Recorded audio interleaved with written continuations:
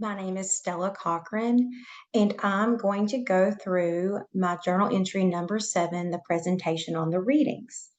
I really enjoyed reading both chapters because I feel like we do data driven instruction in my school at Pleasant Grove Middle School, and we also, um, I just did a professional development through my supervision of instruction class, so I feel like I've had experience on that as well. So, first of all, the first of the chapter of chapter 5 was dedicated to a data driven instruction and assessment. And I went ahead and I took that rubric, and my school scored a 66 out of 100. That seems kind of low, but I feel like my school does well with data driven instruction because we're in our third year of the PLC process, and our district has received extensive training from Solution Tree. Now, the areas that we could improve on, in my opinion, are the common interim assessments. And in the reading, it said those should be given 4 to 6 times a year. When really looking at the definition of that, we only give one. Only one we give is the benchmark. I would say it's in the middle of the year, or even like kind of around February, we give one, and we give it before we give STAR. So we should give more interim assessments according to Chapter 5. Reassess previously taught standards. We don't really do that as much. Our unit assessments are not ongoing with the standards that have been taught in the previous unit. Now, we might cycle through some standards that students didn't do as well and like they didn't master. We might recycle those, but as well as testing from, I would say, the beginning of the year to the middle of the year, a straight interim test, we only do one. The third one, identify key procedural and conceptual understandings. We do okay on that, but I feel like we could do a little bit better. And then the reteach difficult standards. I feel like some teachers in our school do that and some don't. So that's one thing I think we could work on. And then ongoing assessment, the aggressive monitoring of independent work/questioning. Same as the reteach. I feel like some teachers do a better job of this than others, and that's one thing where we could use training on and maybe improve on that in each class and make sure that they're more uniform. One of the main points of this chapter was the different forms of assessments. And it said in chapter 5 that formative assessments are in the moment checks in class, like dipsticking, do nows, exit tickets, quizzes, questioning happens right in the moment. There is not an end time for the formative assessments. And then interim assessments, like I said in the previous slide, cover all material taught up to a certain point. Formative assessments can look at any subset of what was taught. Now, to be honest, and I said this earlier, I had to look up the definition of a interim assessment. I honestly thought an interim assessment was a unit test, and boy, was I wrong because that's a formative assessment. Again, unitive assessments are considered formative because they only assess certain standards, not all the ones that students have been taught to up to a certain point. And like I said earlier, we give one benchmark around February for the STAR test on everything students have taught or been taught. And really, we give them, I would say, the old STAR test, and then we look at everything, but really we're looking up to the point in which the students have been taught. So that is our interim assessment. And then why formative assessments aren't enough, according to the readings.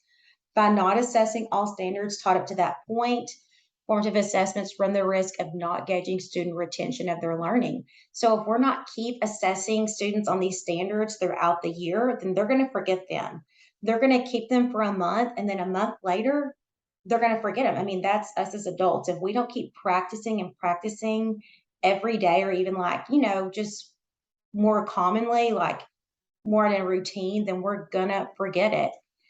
And it says at the bottom of like this bullet point, it said with interim assessments, schools can effectively track student progress on all standards. And that, is data that we can keep on looking at and see which standards are mastered and which ones are not, and go back and reteach those or give tutorials or intervention. And then a recap of chapter 5. Interim assessment should match the rigor of the end of the year state tests and needs to assess what the teacher has taught during that time period. The rigor has to be the same. We cannot test students on what we have not taught them. I mean, that's just, common sense 101 right there. And then compare data on interim assessments from one class to another in order to prepare for reteaching/intervention. I think it's important to see, look at all students and see which ones are mastering, which ones are not mastering. Maybe some teachers have taught certain standards in a different way and the students are mastering that. The retention of that standard is really good. So maybe we need to have those, the teachers that taught it well teach the students that didn't teach it well. And then also that gives us a chance to group those kids for intervention so that eventually they can master these standards before really the end of the year state test.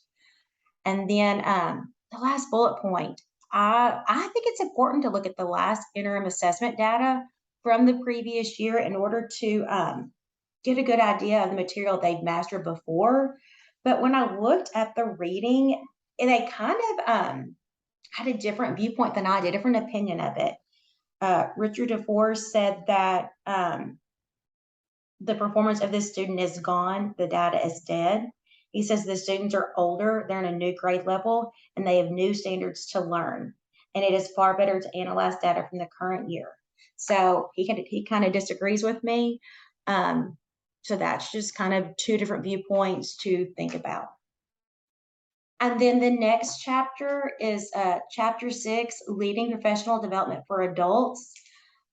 Everyone that's taken the supervision of instruction class is, I think, familiar with this because in our last PLP 2.4, we taught professional development to a group of teachers within our school. And I think this is spot on. It says the qualities of effective professional development. It's effective PD responds to the real need revealed by data, and then practice the skills that they need to succeed. So the participants that are in the PD need to practice what they have learned before they leave it.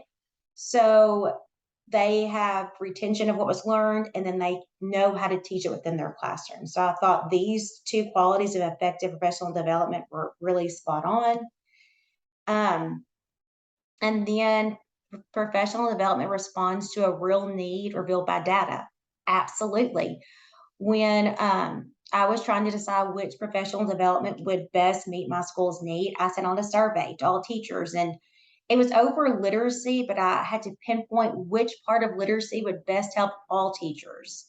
And in the reading, it even says that your PD needs should come from a teacher observation. I added surveys, student data, and many other sources. And then once you narrow down the focus of your PD, you can ensure that teachers will learn something that they can effectively and actively use in their classrooms.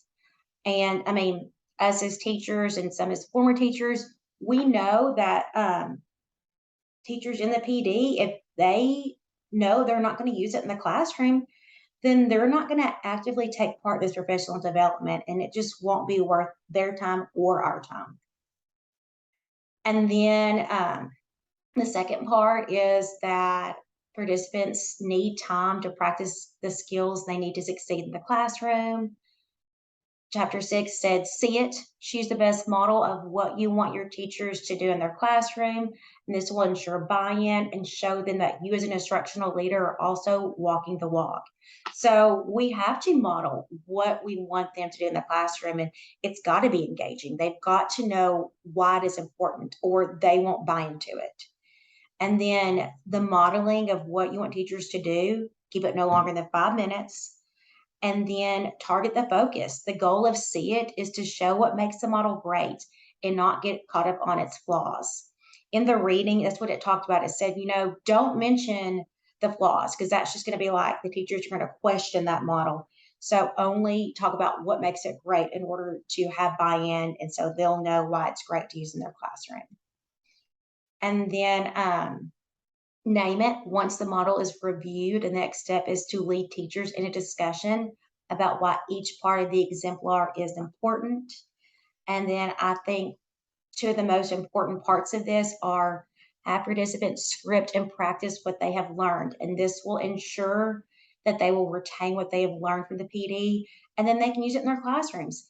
I mean, like I said earlier, we as humans, we have to practice what we're going to do in our classroom before we actually do it. If we don't practice it and even the next bullet point get feedback, then we, I don't feel, can effectively help students in the classroom. So again, I mean, I think getting feedback from each other in the PD, and even participants giving us as speakers of the and presenters of the PD feedback will help us know, what worked, what didn't work, and so we can prepare for the next time. Thank you for listening. I feel like these chapters were very beneficial about, where we are in our principal program, and I hope you enjoyed.